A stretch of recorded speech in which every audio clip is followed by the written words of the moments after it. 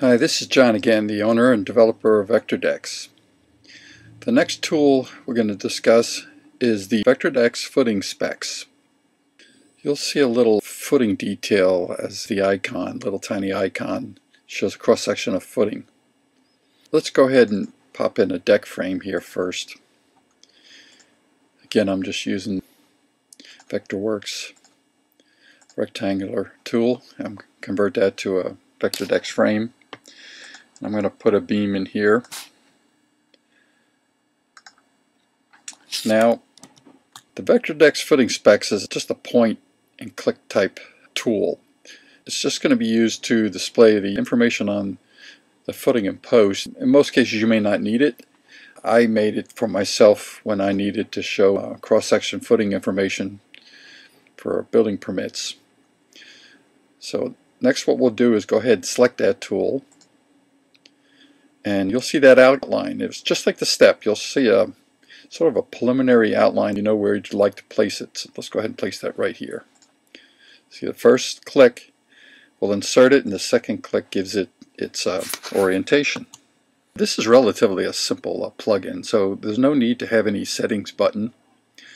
This is basically all the parameters that you have control over. Like all the other plugins, by default, it'll have use deck info checked, but it's also going to have another button that's called use beam info. And the reason why I added that there is in some cases you may turn this off and make changes away from the frame, but this still needs to know the information from the beam, because basically the beam has that 4x4 or 6x6 or whatever posts involved in these specs. Now there will be some parameters that you do have control over to help with presenting this sort of cross-section and footing detail. And one of them I made was the size text. This appears to be small because of the scale of the drawing. So you can enter the size text you'd prefer. Also, if it's too small, if you'd like to enhance this, I made a scale factor here. Let's go 1.5. And it'll increase the drawing. It won't change any of these required dimensions, but it's just going to make for a little better presentation. Now you do have control over the footing size of each individual cross-section, or in the beam, if you change your footing detail on the beam, let's make that 16 inches. You'll see it updates the footing detail automatically because we have that use beam information checked. And the same is true with the deck. I think on the sun deck frame the only available feature that could change this is the actual size of the post. If you change it to a 4x4, let's go ahead and do that on the beam. I'm going to turn use deck info off. Go to settings and make this a 4x4. And you'll see here it'll change the footing detail and adjust to this.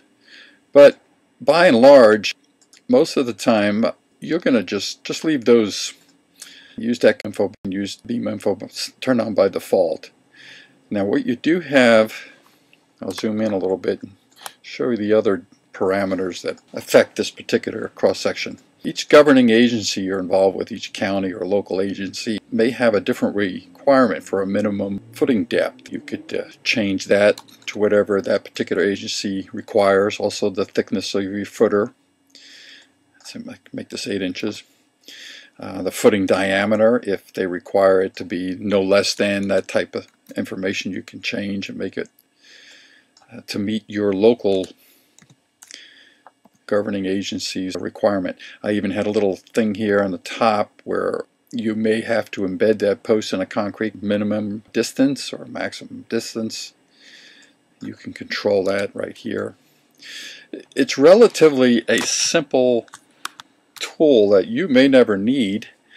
I just found I needed it from time to time, and I got tired of drawing it over and over again, so I just made the tool, made it link with all the other tools and or the necessary tools in the VectorWorks toolset. And that's pretty much it on VectorDecks footing specs. You may never need it, but if you do, it's there.